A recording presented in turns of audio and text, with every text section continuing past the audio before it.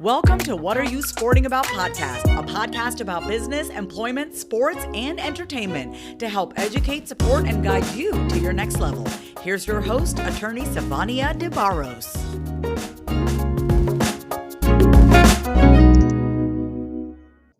Hello, everybody. It is Sivonnia DeBarros, the protector of athletes, and I am so happy that you are here with us today. Before I bring in my amazing guest, I do want to remind you all that I have an amazing book that is dropping July 31st of this year called Athletes Making Moves. It's all about name, image, and likeness, and I know that you've heard it. Even if you don't know anything about sports, I know that you know, okay? So, hey, I know that you know, okay? I want you to join me on July 31st of this year to talk about name, image, and likeness, what it's doing in college sports, what it's going to allow for college athletes, but also how does it impact professional athletes? Name, image, and likeness is something that it's been here in an intellectual property space for quite a long time, but a lot of athletes don't know that they also too have name, image, and likeness. So I am going to bring in my guest, Miss Monae Everett. I've been after her for a while, trying to get her on the podcast. I love everything that she's been doing and that she has achieved in her business in the hair industry. She is touching lives and making a great impact. And that is what we are all about here on What Are You Sporting About podcast. So let's bring her in. Monae is absolutely amazing. And I cannot even remember the room that we met in on Facebook, because I think that's how we met. And I remember us just chatting and talking. And then you started telling me a little bit about what you were doing. But I have been following you since, and I love everything that you've been doing. And so I just want to tell the folks a little bit about you. If they don't already know, they better get to know. Okay, Miss Monae Everett, who is a celebrity hairstylist, author, and public speaker. And she has also over 18 years of experience. Her work can be seen in media ranging from Harper's BAZAAR to Yahoo and Essence to Hair's How. So look, Monae, tell us more about you, what you're up to, some of the people that you worked with, and then we're going to kind of pull that over into kind of like a sports conversation around hair. Yeah, absolutely. So I just celebrated 20 years and I was like, man, with the pandemic, it kind of slid by me. I am blessed that I got into a career that I loved very early on. I absolutely love beauty. I am blessed to work with a lot of Dominique Fishback, who was the lead lady in Judas and the Black Messiah. I've worked with Taraji P. Henson, Viola Davis, a lot of Disney girls, a couple of soccer players. Oh my goodness, I hate when I'm ready to say a name and it jumps out of my head. Skylar Diggins Smith is one of my favorite clients from the WNBA. And I recently created a show called the Texture Style Awards. And I created this show because unfortunately in my 20 years, while I've seen a lot of amazing parts of the beauty industry, I've seen a lot of not so great parts of the beauty industry where different beauty types are ignored, different hair textures are overlooked. And, you know, at this point, I'm ready to see all hair textures celebrated and the beauty pros who make them possible. I'm ready to see them get slayed. So I created the Texture Style Awards, which is going to be this Monday, July 5th at 8 p.m. That is so awesome. So tell us more about the Texture Style Awards, who's competing, what they get if they win anything, because I'm super excited about this. Yeah, so the Texture Style Awards are awesome. It was absolutely a labor of love and a rally cry to both the beauty industry and the entertainment industry, saying, hey, we're ready for some changes. We have that talent. So there were over 350 entries. Any hairstylist in the U.S. could enter, whether you work in a salon, on set, on productions, entertainment. I don't care if you work at the morgue. You could submit, and the 4 categories are the 4 hair textures: straight hair, wavy hair, curly hair, and kinky coily hair. And all you had to do was send a great picture of your model. It was voted on by 18 esteemed judges. So we had 350 entries by over 100 entrants, and it was voted on by 18 esteemed judges, some of them celebrity hairstylists, some salon owners, some brand ambassadors. So this really opened up doors for different hair pros in the industry, because, you know, we're always hearing, oh, the only folks people care about are the ones who are super popular on Instagram or the ones who style celebrities. And I wanted to debunk that myth. So the 18 judges voted it down to 10 in each category. That took us to 40. Then we opened it up to public voting. And I was simply going to announce the winners, but we got over 27,000 public votes. You hear me? 27,000 people cared enough to vote. So I said, no, we must have grown up. We have to do better. We can't just announce it. So now we're down to the top 4 in each category. And there are 4 nominees in the straight hair, wavy hair, curly hair, and the kinky coily competition. We also honored the Change Agent of the Year. So another young woman, Kia Neal, who is breaking down barriers in this industry. And we are acknowledging Beauty Personalities of the Year. So we have another podcast who's doing a great job showing all of the different voices in the beauty industry and promoting them. And we will also be naming New Talent of the Year. And this is someone who basically did the best and swept all the awards. That is awesome, because I don't think people really recognize that with diversity issues, it can also be a matter of the hair industry. So I'm a person who love hair. I actually went to cosmetology school before I even went to college. So that's a fun fact about me that a lot of people don't know. But this is also an area of contention, especially in the corporate America space as well.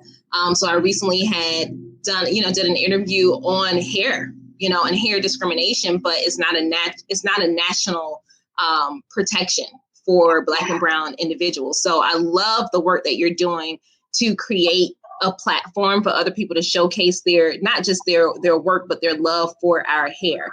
And I love the categories.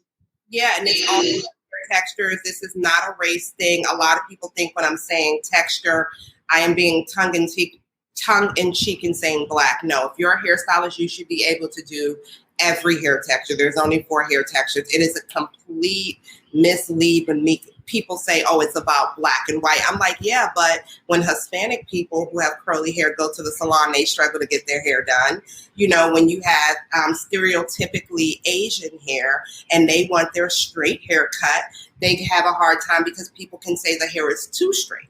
So it's about taking some ownership. We need to style all hair textures. And to help, I actually provided multiple free classes that anyone could take in all 4 categories: straight hair, wavy hair, curly hair, and kinky coily, because I wanted people to be able to enter and not say, well, I don't have that skill, or not hide behind their ignorance. And yeah, I'm so happy that the Crown Act has been passed.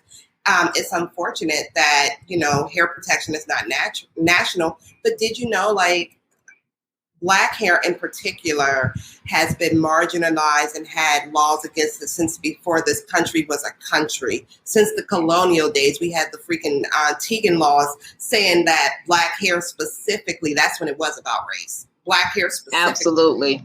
Had to be covered. So it's crazy that people say they don't care about hair. Hair is so minute. It doesn't matter. But there are all these laws regulating how we look. So clearly someone cares. Absolutely. And you're so right. When you think about Latino, and specifically, I also think about my Dominican sisters and brothers who know how to get up in that kinky curly or that wavy hair, and they make it happen no matter what. But you're right. We want to make sure that there is an inclusive space for all people of all, with different types of hair. You reminded me of what happens because I've seen this actually, where there's a Caucasian kid with super curly hair that's pretty thick.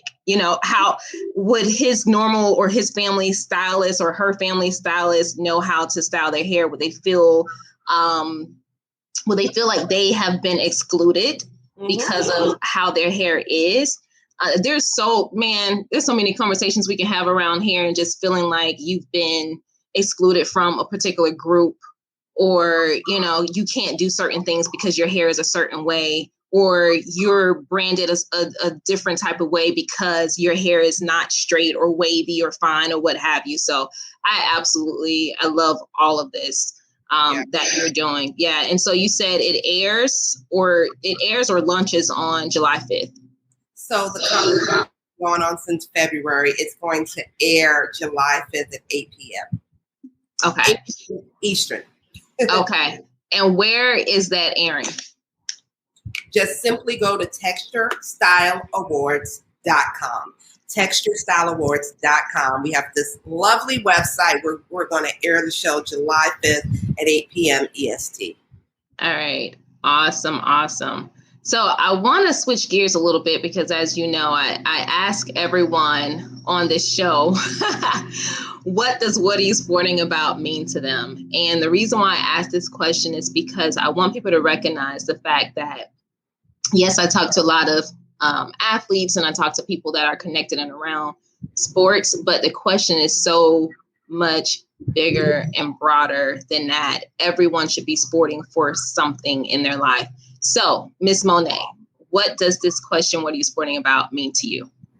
I am sporting specifically about diversity and inclusion in the beauty industry, not just the beauty standards that we see on the screen, but getting those of us who are talented these opportunities to make it to major productions, major markets, and acknowledgments. Love it. All right. So we are in an era right now where a lot of athletes are competing at the Olympic trials for their seat. Okay. They are trying to get their seat, honey, at the table for 2021 for the Olympics. And I've seen several Black female athletes being called out, or, you know, just bad statements being made about them because of how they wear their hair. I want to get your opinion about that, because there's one athlete in particular, and her name is, it's escaping me right now. I cannot think about it, but she has like this orange hair, long nails, and people were like, well, she shouldn't be dressed like that, or what is that? Sha'Carri. Yes, Sha'Carri. Thank you. Jesus, I could not think of this girl's name. Yes, Sha'Carri. And there was a young lady that I know who made a post about it and was like, you know, people need to just let her be her. And my response was, yeah, you know, everything doesn't work for everybody, but that's not you. So you do you. You do what makes you feel comfortable. Let other people do what makes them feel comfortable. And I love the fact, though, that you can, like, if we stop automatically judging people around what we see and look at it from a positive standpoint, whether you agree with how she chooses to wear her hair or whatever, you could see that this is someone who's super confident, right, in herself. You can tell she has a bubbly attitude, because anyone who can go out into the world with loud colors, come on now, there's something to love about their personality. So tell me, like, what did you think about all of the little trolls out there around Sha'Carri? What advice would you give her if you were her stylist right now? Okay, so clearly I'm in love with Sha'Carri. I mean, did you see the way my face lit up when Sha'Carri came into I am posting about her like I am fangirling about her, her and Simone Biles. So part of me wants to answer this professionally, and the other part of me wants to just really give an answer. So the first professional answer I would give as her stylist is let's do what you want to do. Be very clear. Stuff is only ghetto until it's fashion. You get what I'm saying? You know, other communities always come into the minority community, take what is considered ghetto and put it on a runway. They put it on someone who stereotypically wouldn't rock it, you know, a blonde hair, blue eyed girl, and now it's fashion. Okay. I assume, well, also Sha'Carri also did an interview recently with her hair in an afro and no makeup, and everyone had a problem with that as well. So the issue is not the orange hair. The issue is her. They don't like her ethnic name.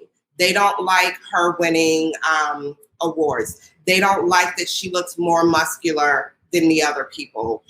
So it's not really her.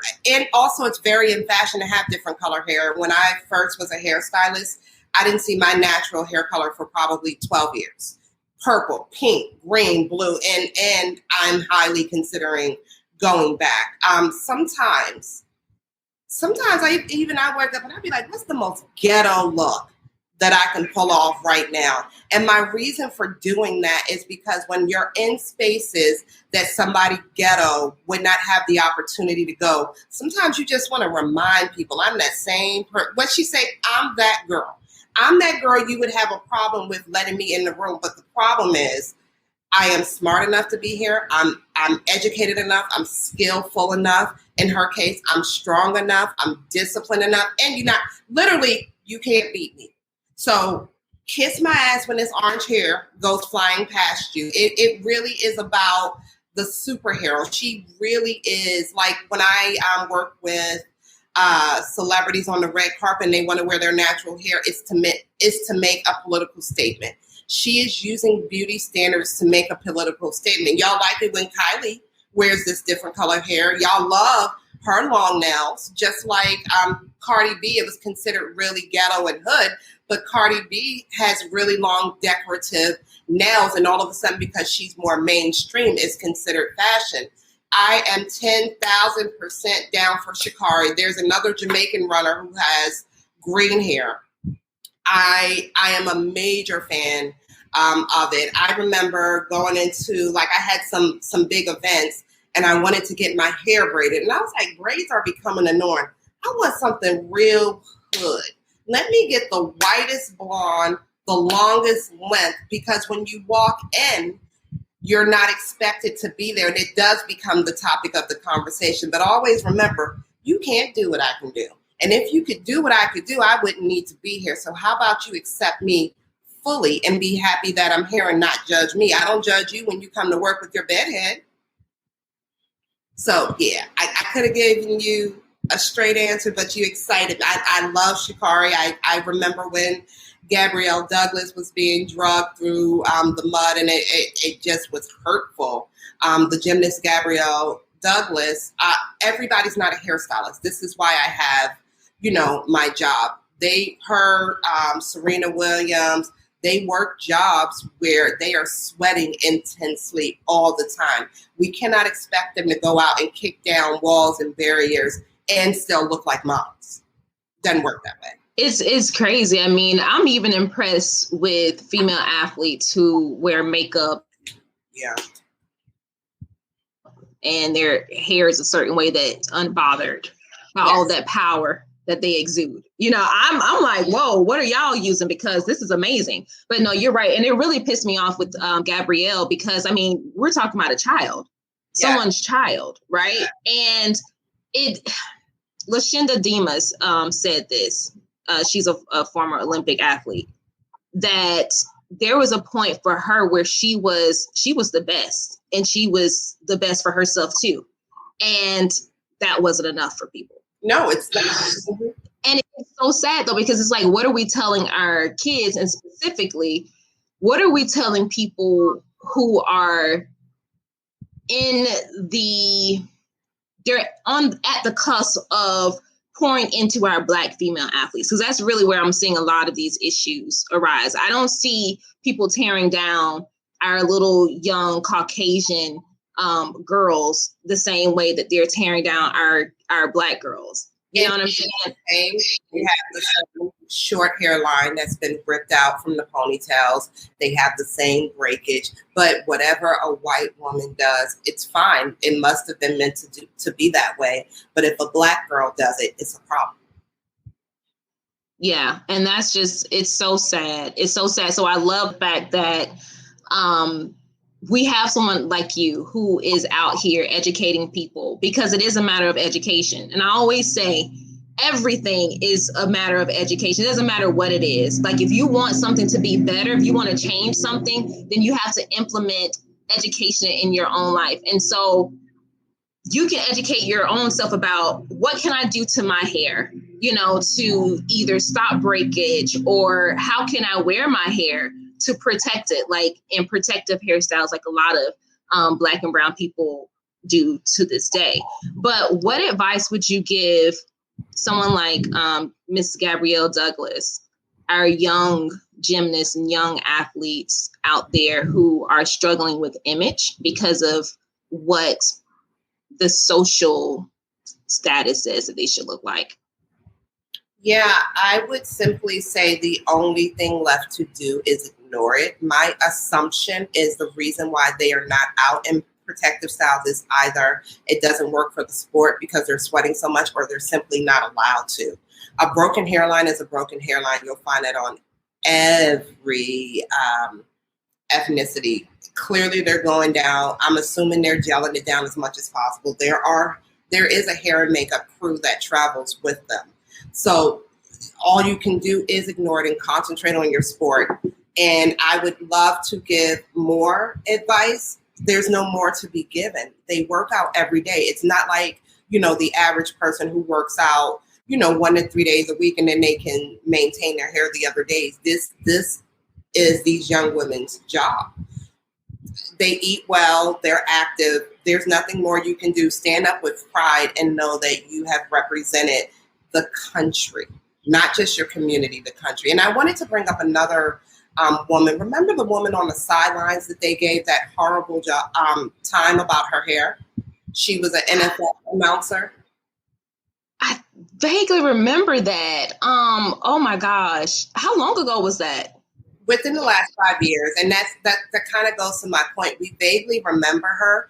And the reason why people say hair doesn't matter, but every week they assaulted this Black woman about her hair when the wind blew and stuff. She's no longer an NFL commentator. She no longer has a show. She was one of the first Black women to be on the sidelines. It's windy in some of those categories. Her wig, her hair blew back. You can see her tracks, this, that, and the other. Okay, she didn't have a hairline. When white women are out there and their hair blows back and it's standing straight up on their head, no one says anything. So I'm bringing this up to say, while y'all think it's funny to pick at and tease people about their hair, it literally is stopping their bag. And I bring her up because she lost her job. I bring up Gabrielle Douglas because it made her suicidal. I bring this up in entertainment because you'll never see a Black woman nominated for a SAG award, an Image award, a Oscar if she looks crazy in the movie. Looks matter. Mm-hmm. It does. But we also have to be cognizant of why we say or how looks are supposed to matter, because there's this subjective Western standard about what beauty really is, and that's not inclusive. Yeah. Because we don't look like the Western standard of what beauty is supposed to be. You know what I'm saying? And I'm going to have to do some research on this young lady, because I definitely remember hearing about this, but I cannot remember her name. And you're so right. And this is also a point that I totally wanted to bring up when you were talking about Sha'Carri. Representation matters, right? And to have someone like this announcer in the space that she was in, we need more Black women in those spaces to showcase their beauty in every single way. The way that you speak, the way that you stand, the way that you walk, the way that you command attention, and the way that you wear your hair. Right? Because I mean, that's all a part of beauty. It's all a part of who you are. And beauty has so many different phases and faces to it. It shouldn't just be this one-dimensional level of what is representative of beauty. Her name is Pam Oliver. And remember, she was one of the most popular at the time. For her to be a fleeting thought, for us to not remember, and me looking back at the images like, what was so bad? Her hair just flew in the wind. Like, I'm looking at the images like she looks fine, besides the gravity on their personal mind frame. Keep in mind, she's not at the forefront of the sport anymore. You're so right. And I'm looking at a photo of her right now. I remember her. Yeah. Thank you for pulling this up, because there's nothing wrong with what I'm seeing on here. Wow. Yeah. We got to do more, and we got to make sure that not only that we are putting ourselves in positions to represent for those who are coming alongside of us or after us, but we also have, while we're in those spaces, we have to band together to support each other. Absolutely. And I'm thinking that's the biggest problem with that issue is where were the allies, those who looked like her and those who didn't? Yes. Because like from quoting Lashinda, the standard shouldn't be that being great wasn't good enough. This one was amazing. You know what I'm saying? Like, who is out there supporting these individuals? And particularly women in every industry are the ones who have to abide by these so-called beauty standards. And it's creating, like you said, these mental health crisis issues, right? Yeah. So we definitely got to make sure that we're building a family, for lack of a better word, to help support each other in times like this. And I mentioned possibility of these young women wearing protective styles, and that took me back to Venus and Serena. Those young girls came out there and were whooping tail, and all anybody could say was, look at those ugly braids, and why do they have beads, and they look this way and they look that way. There will always be a problem, because the problem is not the hair. The problem is the person that they don't want in the space. Come on now, somebody. Come on. So there's nothing you can do.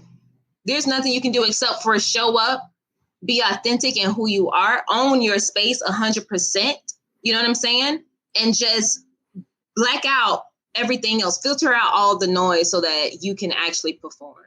Absolutely. So I absolutely love this conversation. I want to ask you, though, before we wrap up, Monae, for all these people in the entertainment industry, music, film, people in sports, what is one or two tips that you can give them around hair, or just in general about business, something that you've been able to implement in your own life to be successful?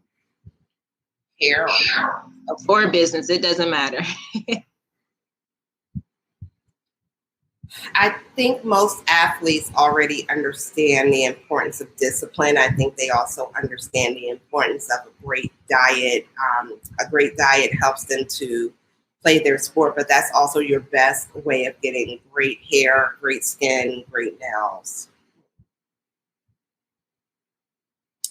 I love that. Yeah, I guess I'm thinking in terms of hair.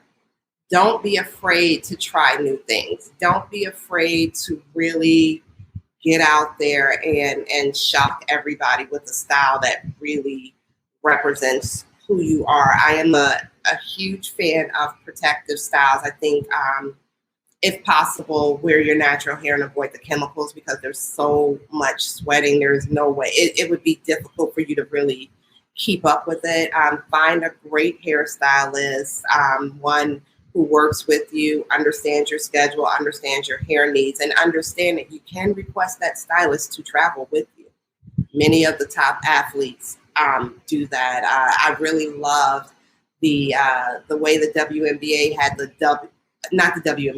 NBA had the barber bowl for when they were in the bubble. And they had their barbers to really try out to come and be able to support them in the bubble. Just like you work hard to get to the top of your field, and there are different accolades, it's the same thing for the people who take care of you. Pour into them the same way they pour into you. I love it. And, that's one of the biggest things that I actually love about hair.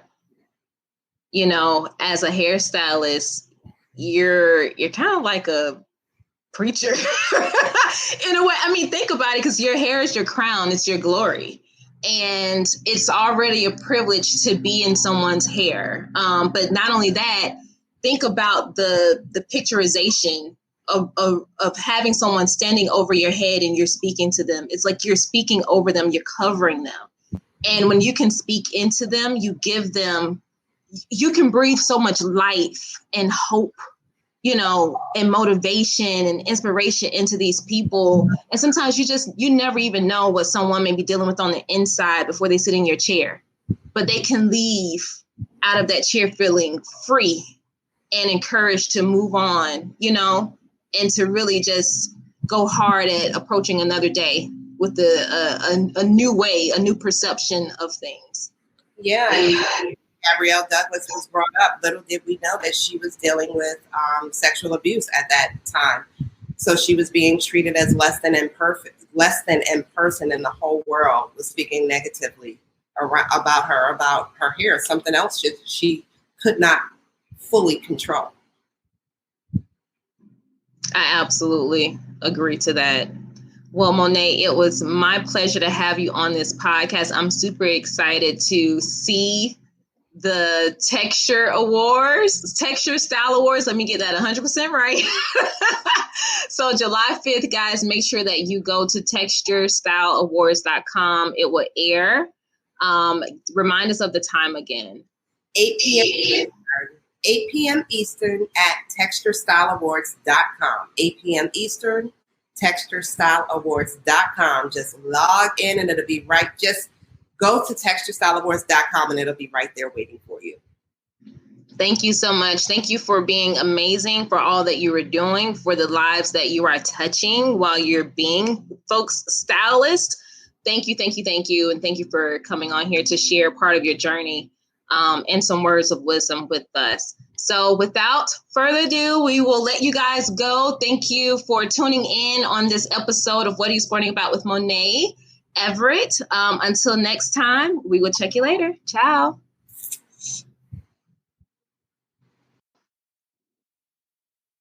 Hey, just to remind you, don't forget to go and register for Athletes Making Moves at athletesmakingmoves.com. You can register there to get your ticket, secure your seat so that you know how to secure and protect your name, image, and likeness. All right.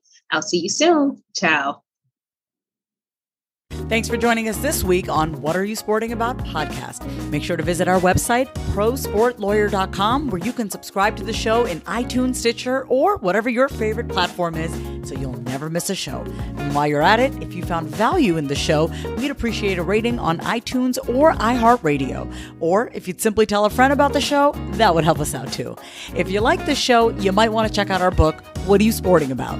Attorney Sivonnia DeBarros is available for private consulting at sldebarros.com. And remember, we're here to educate, support, and guide you in your journey to success, because we're all sporting about something.